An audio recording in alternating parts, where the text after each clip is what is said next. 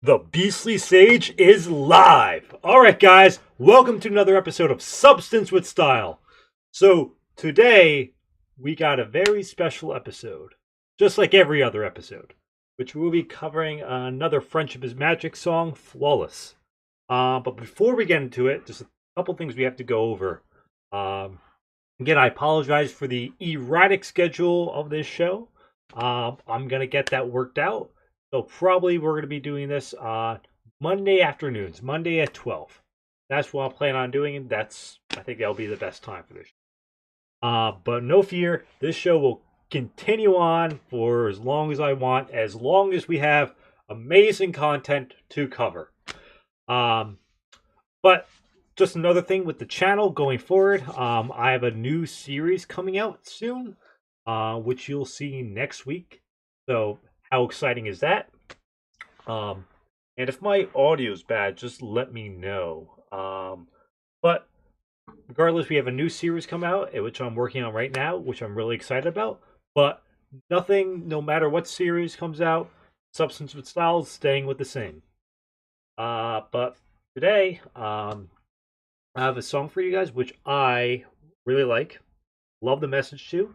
And it relates to a book I read recently called No More Mr. Nice Guy, which, to be honest, I think it's a book that a lot of guys should read.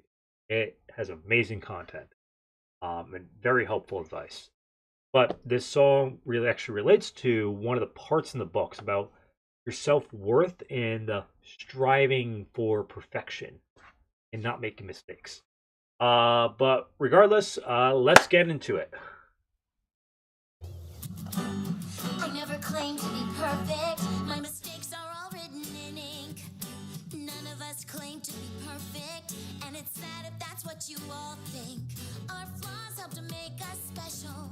They bond us and keep us strong. Our flaws are what brought us together. So stop acting like something's wrong. We're not flawless. We're a work in progress. We got dents and we got quirks, but it's our flaws that make us work. Yeah, we're not flawless. We're a work in progress. So tell me what flaws you got too. 'Cause I still like what's flawed about you. They say I'm a big shot, that my ego's the size of a whale.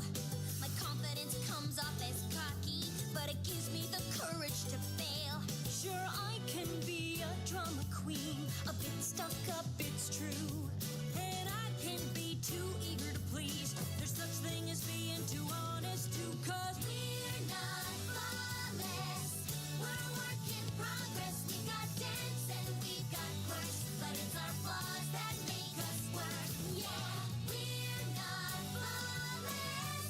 We're a work in progress. So tell me what flaws you got too. 'Cause I still like what's flawed about you. Ponies think I'm all bubbles and laughter, that I don't seem sincere. I might joke around a little too much, but I'm just so happy you're here. It took me a while to be confident, to really come out of my shell. But no pony has to be perfect. By now, don't you know us so well? Because yeah, we're not flawless.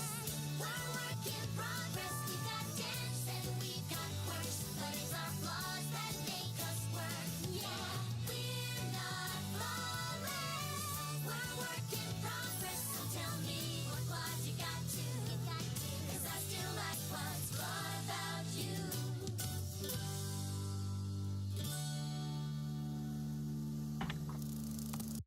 Alright, so unfortunately, this version of the song, this video, cuts out a line afterwards that I think is also very good, but I'll go into that later. But I really think that anytime I show media or someone something with deeper meaning to it, all the things that I covered in Substance with Style, I think the biggest problem people have is they only look at it from a surface level. They only see this song and just see like, oh, the characters and all this, and like how the character traits or exactly what they're talking about. They don't look beyond what's deeper. So obviously, like this song, it's talking about the character, each of the 6 characters' flaws and how that doesn't define who they are, but and that doesn't make them any less valuable. But That's what people only see. They don't take that and see how they can apply that to their own life, or how you can apply it into the real world, which I think is it's a very valuable skill. You know? And that's why I, through the series, try to cover about what these deeper meanings are, how impactful they can be. So we're gonna go through this again, and hopefully we're not gonna copyright. I kind of nicknamed this series for myself, "Substance with Copyright." I already lost like 2 or 3 episodes, but let's go. I never claimed to be perfect. My mistakes are all written in ink. None of us claim to be perfect, and it's sad if that's what you all think. All right, first, so this is more for people who have integrity or have an online presence. That there, whenever you go on the online or open yourself up to the world and to show you who you are, it's very easy for people to critique you, and put like a magnifying glass on you. Which, a lot of times that's perfectly fair. That's what you're there for, right?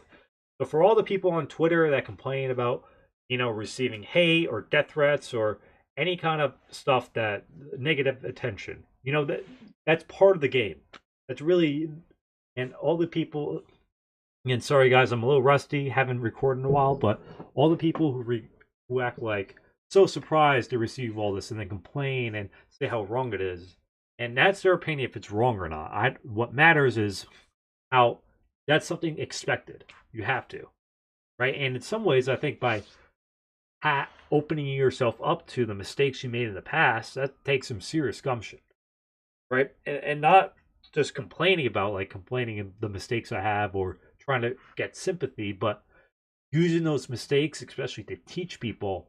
I think that takes a lot of gumption and something very, very, very valuable. But that's something that's very valuable and something that I'm learning as I go.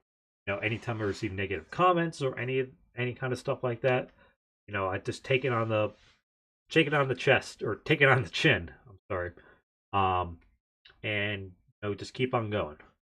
Our flaws help to make us special. They bond us and keep us strong. Our flaws are what brought us together. So stop acting like something's wrong. We're not flawless. We're a work in progress. We got dents and we got quirks, but it's our flaws that make us work. I stay on this cue frame. So we're not flawless. We're a work in progress. We got dents. We got quirks. It is our flaws that make us work. Now, why am I talking about this song? So, in Dr. Glover, his book, he states that the typical nice guy, which I think is most guys nowadays, they make that terrible mistake of misconstruing their self-worth with how people perceive them. Basically, how they feel about themselves and how other people perceive them. So if other people don't find me valuable, then I don't find myself valuable. And that is a very toxic mindset. Awful. And that's something, if it's very easy to fall into, and everyone's done it at times. But you gotta find your best way to avoid it. That no matter how this person feels about me, that doesn't affect how I see myself. I treat myself like a great person that I love and I believe in. Now, because of this mindset a lot of these nice guys have, they believe that if they don't perform at a certain level, that people will stop liking them, that people don't want to be around them anymore. So that, and to an extent, that is true. Especially guys, you have the burden of performance that you need to perform to get attention and get what you want. However, these nice guys take it to the extreme where they believe if they make any mistake, it's a complete indictment on their character, and people will completely stop liking them. And this might sound ridiculous to you, especially if you don't really fall into this trap, but it's all on a subconscious level. That just programming in the past, for whatever reason, they believe that if I am not perfect in a certain task, then, or many tasks, then people aren't going to like me anymore. Let's keep on going, and I'll explain. Yeah, we're not flawless. We're a work in progress.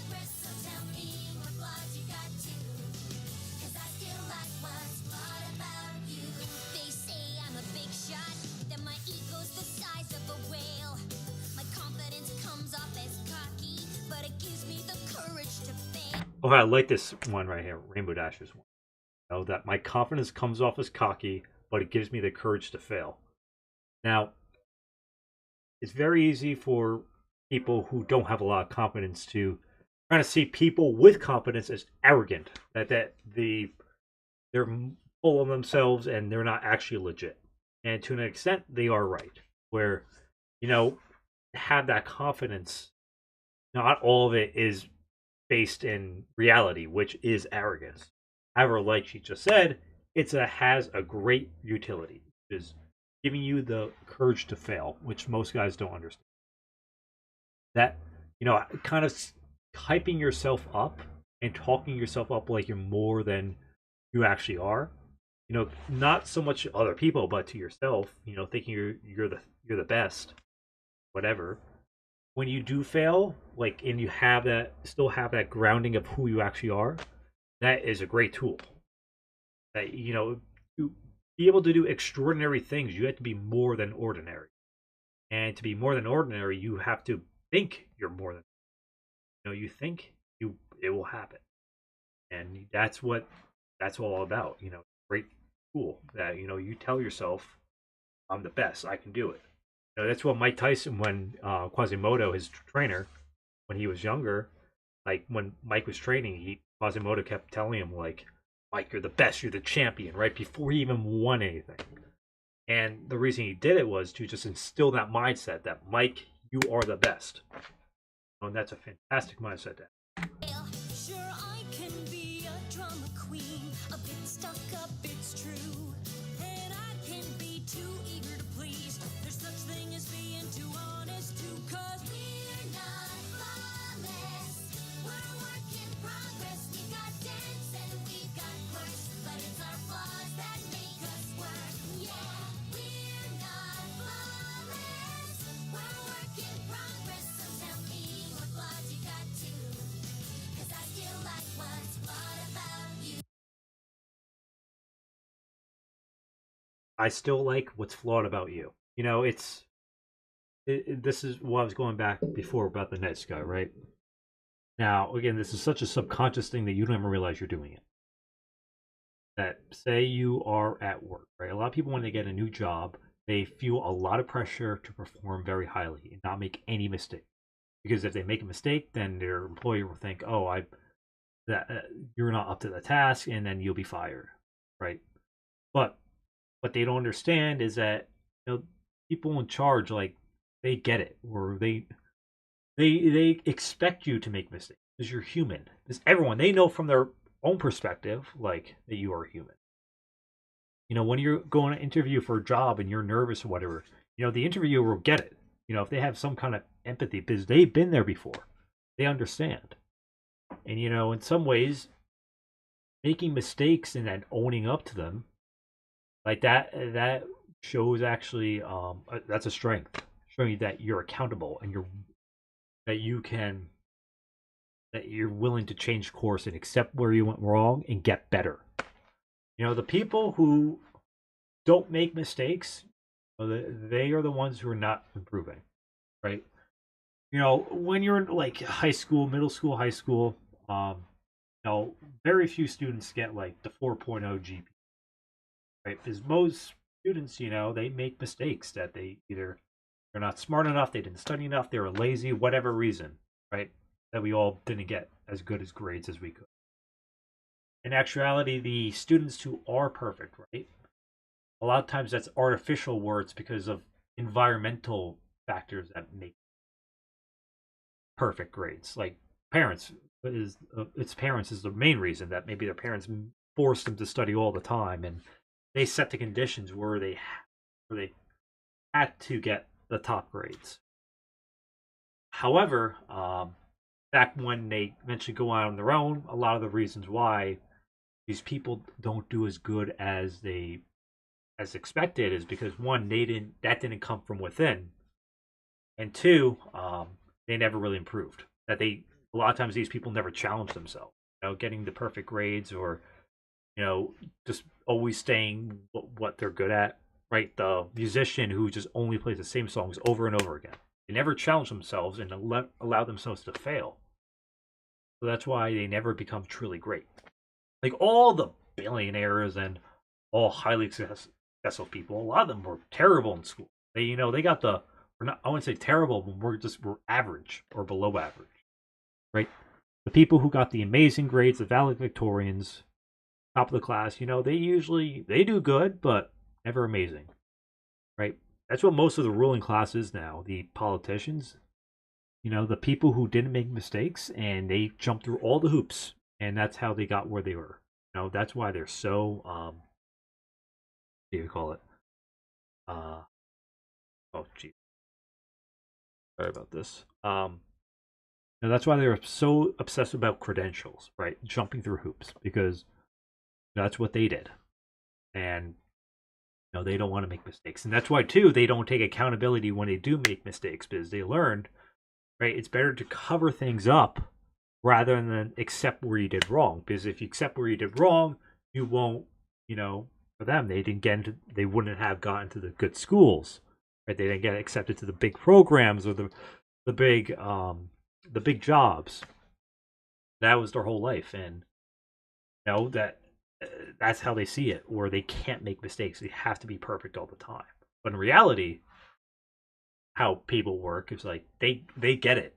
Where it's actually a lot of people like to see people fail and then own up to it, right? That people love to hear those stories. It's relatable because they feel like I'm not alone in just messing up, right? Ponies think I'm all bubbles and laughter, that I don't seem sincere. I might joke around a little too much, but I'm just so happy you're here. It took me a while to be confident, to really come out of my shell. But no pony has to be perfect. By now, don't you know us so well? Because no pony has to be perfect. Right. That's so true. On this side of the internet, or like I'm on YouTube, there's a lot of people who have this aura of perfection that they do no wrong, right? That every financial decision is the correct one, right? They're geniuses in building businesses and getting money. They were perfect with, like, say, working out every day, like 5 days a week, eat healthy every day, breakfast, lunch, and dinner. They when they're courting girls, whatever, they say they never get rejected and they always get it right and they are perfect in relationships. And to be honest, it's ridiculous, right? Because it's false, right? These auras of perfection, they're just harmful. Because one, you're lying about who you are, and then two, you're setting up a standard for your audience to try to achieve, and when they obviously don't achieve that because they're not perfect, it just makes them feel worse. And then they come on your shows or live streams, and then you say you basically start criticizing them for not achieving the level that you're at, which you're really not at. And there's too many guys like that, right? And they do it because of brand. Of course, because their brand is all about selling their product. That, oh, I'm this great person, right? And if I'm not as great as I say I am, people are not going to want to buy my product or go to my class or join my group. It's all, or watch my videos, right? And that's, quite frankly, just a total fallacy, right? And that just comes from insecurity, that they are afraid to show their true flaws. And the flaws they do show are usually superficial or so far in the past that it doesn't even affect them anymore, right? It's about, oh, I used to be so bad, but now I'm so good.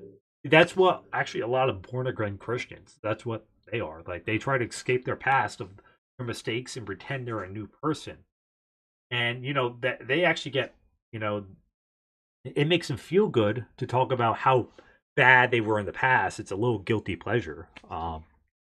But now they act like they're God's gift. So it's it's all no good, and I think it's quite the opposite with audience. Where if you are honest with who you are, your mistakes, your flaws, your shortcomings, and you take accountability, and especially if you change in the future, they're gonna love you for that because they see that in themselves. I bet some of you guys, you're watching this, you're like, you watch some of these content creators, and you obviously don't match up to some of them, legit or illegitimate in terms of how honest they are. But when you see a content creator like someone better than you say like, I really failed here, right? I failed here today. Like, I'll say for myself that last week I only went to the gym once, and that was a failing on me, right? And if you and that doesn't that's an indictment on my worth, right? I know I have a long track record of consistency, of getting stuff done.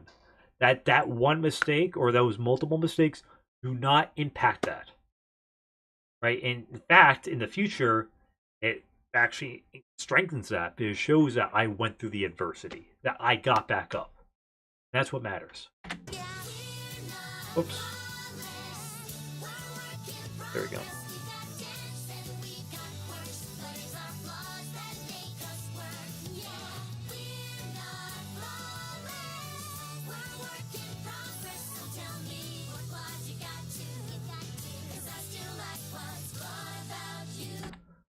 I still like what's flawed about you. You know, yeah, you got to realize that, you know, not to go to the other extreme like a paper tiger, but you don't want to go too far where you act like a victim, where you just complain about your flaws all the time or present them like people want honesty, but not full disclosure. Where if it doesn't, like if you're lazy or you're stupid or something, you don't have to tell someone like, "Hi, my name is Aloysius. I'm lazy and stupid." No, just as they come up, just be honest with who you are. Like understand your strengths and then understand your weaknesses. And if you base your ego, base your worth around your strength, right, you have no problem admitting your flaws, right? I'll say, for example, myself, like I'm not a very good talker. I lose my train of thought easily. I stumble on my words, and that's something I'm improving on to be a content creator. I have no problem at all when someone went in the comments and said like, "Oh, you don't make too much sense," or you have a lisp. Well, I know that. I understand my weaknesses. That's because that does not affect my worth. And I know because I have strengths to make up for those weaknesses. We all have. Some more than less, but just being honest with who you are, because everyone knows they have weaknesses, and when they see someone especially better than them state their weaknesses, it makes you feel better. Because you're like, okay, I'm not in this alone. And they have the honesty, the gumption to be honest about who they are. That's something you start to respect. When someone knows their flaws and is just upfront with it and has complete confidence with their self, then that is something you can respect. Not the person that tries to hide it and then when they're exposed, they get all embarrassed or angry or try to deflect it. That's the worst. Right? So that's why I hold integrity one of my high ideals. Always, my whole career, online, I want to be someone of integrity. I will be someone of integrity, and I am. That, I guarantee you in the future, I will make mistakes. That I will get into fights with people. I'll say things I shouldn't do. I'll not post videos. Any kind of mistake you can think of, I will make it. And when I do, I'll be straight up and honest with my audience, and I'll be quick and clear responses. I'll just state it how it is, right? And take the best action forward. Not just holding on to these mistakes and flaws and then let people use that against me for, however long. And this is not a moral judgment. It is in your best interest. That's what I'm all about. In your best interest. And how it's in your best interest is that it basically lets people, you are exchanging some of your ego in exchange for respect. If you do it properly, people will respect you a lot more. And in the long term, it's going to help you a lot. That people are, one, going to relate to you better. Two, you're just going to be it's going to give you more confidence that you can say who you are, not have to hide anything. And then after this, something interesting that Twilight says is that, um, if we were all perfect, there wouldn't be any friendship lessons to learn, and if we were all perfect, there probably wouldn't be any friendships at all, which is actually like something very deep with like why humans are form civilizations. Like the reason why is because we have flaws that we can't just do everything. Unless you're like Bear Grylls, like you couldn't go on in the woods and just survive on your own. You need other people. It's there's a reason why like a tiger, a tiger has to be a jack of all trades because like it's on its own. It's to be able to hunt and it needs to be fast. It needs to do everything. Like take care of itself all by itself. So it can't afford to have these variations. Lions, on the other hand, they rely on each other. Right? And that when you have those animal groups that, right, that they rely on each other, that's when you can have those variations. That maybe one of them is faster, one of them stronger, one of them, I don't know, some other quality you can think of for lions. But that's true for humans. That the fact that we have flaws, that's why we need friends. That's why we need other people. That's how businesses are built. That one person can't do everything. That's why you need to have the accountant, the lawyer, any other position you can think. The person good with computers, the sales rep. That's why you need all these people with different skills because we have flaws that we need other people to come up with. It's almost 12:30. I want to keep this under half an hour, so again, sorry for my words not being the perfect. That perfect. This is good for this song, right? I'm not flawless. This is why I'm doing a lot of videos to get better at speaking, especially I'm rusty because I haven't done it in a couple of weeks. So thank you guys for watching, and I'll see you guys